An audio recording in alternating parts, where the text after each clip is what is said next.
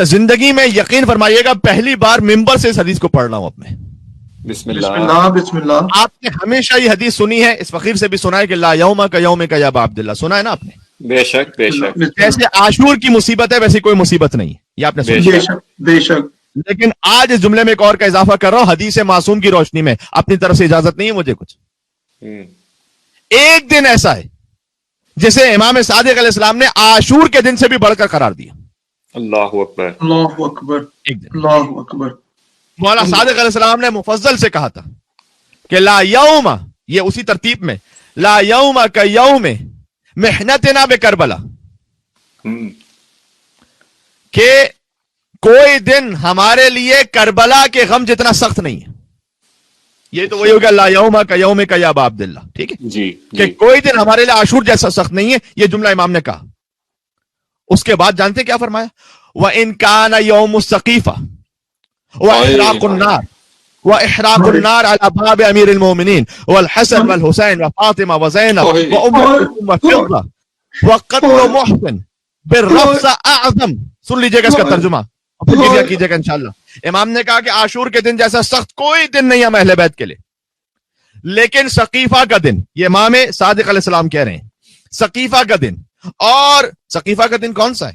چلے اگر be be کے گھر پر حملے کے لیے کوئی اختلاف بھی, اس لیے کہ اس میں ایک اور روایت بھی ہے, کوئی کہہ سکتا ہے جناب وہ ربیع الاول میں نہیں ہوا تھا, وہ تو 20 دن بعد 30 دن بعد یا 40 دن بعد ہوا تھا, ایک اور روایت بھی. اگرچہ کہ چونکہ یہ روایت بھی ہے لہٰذا ہمیں اس کا احترام رکھنا چاہیے, اور بالخصوص جب مولا نے کہا کہ 9 ربیع الاول کو سیاہ لباس اتارو تو اس سے پہلے خوشی نہیں منانی چاہیے.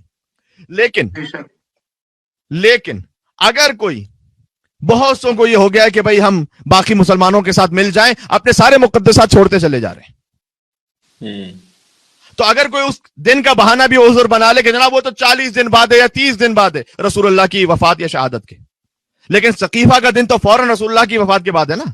صحیح. بے شک بے شک بے شک. سقیفہ کا فیصلہ تو 1 مہینے بعد تو نہیں ہوا تھا نا, وہ تو فوراً ہو گیا تھا.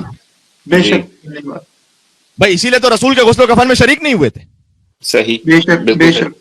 تو بیوی کے گھر پر حملہ چاہے آپ 3 دن بعد تاریخی اعتبار سے قبول کیجئے نہ کیجئے, اپنے معاملات کی وجہ سے, آپ کی اپنے مصلحتوں کی وجہ سے, ہم تو کہتے ہیں کیا کہنے, لیکن اگر قبول نہ بھی کیجئے تو سقیفہ کے دن سے تو انکار نہیں کر سکتے نا. بے شک. اب صحیح. سن لیجیے گا امام صادق علیہ السلام نے کیا کہا, کربلا کے دن سے زیادہ غم کا دن ہمارے لیے کوئی ہے نہیں. پھر فرمایا وَإِن كَانَ يَوْمُ السَّقِيفَةِ, اگرچہ کہ سقیفہ کا دن, وَإِحْرَاقُ النَّارِ عَلَى بَابِ أَمِيرِ الْمُؤْمِنِينَ, اور علی ابن ابی طالب کے دروازے پر آگ لگایا جانا, احراق آگ کا لگا دیا جانا, علی باب امیر المومنین. اور پھر امام نے ایک ایک نام لیے جو اس گھر میں رہ رہے تھے, سبحان اللہ.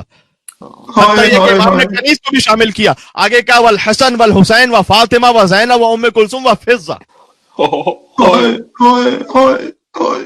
یہ تمام ہستیاں اس گھر میں تھی جب وہ گھر جلایا جا رہا تھا. پھر آگے کہا وقتل محسن, پھر رفضہ, محسن ہی شکم مادر ہی میں محسن کا شہید کر دیا جانا.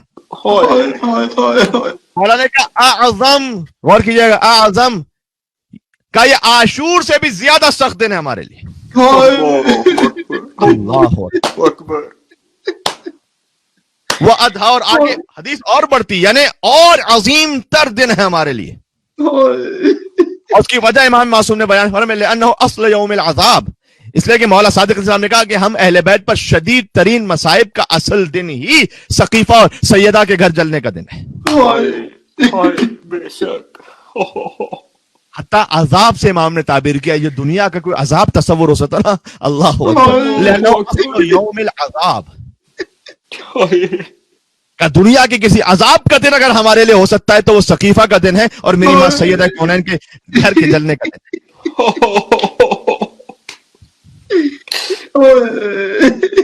آپ کوئی خوشی منائے گا اس دن میں, مجھے بتلائیے گا. کوئی محب اہل بیت ہو تو خوشی منا سکتا ہے ربیع الاول کے آغاز میں؟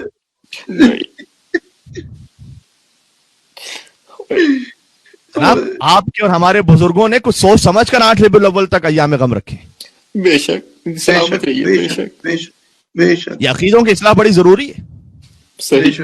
بے شک. یہ حدیث میں نے پڑھی ہے کتاب الہدایۃ الکبریٰ صفحہ نمبر 417 سے, حسین بن حمدان حسیبی کی کتاب ہے.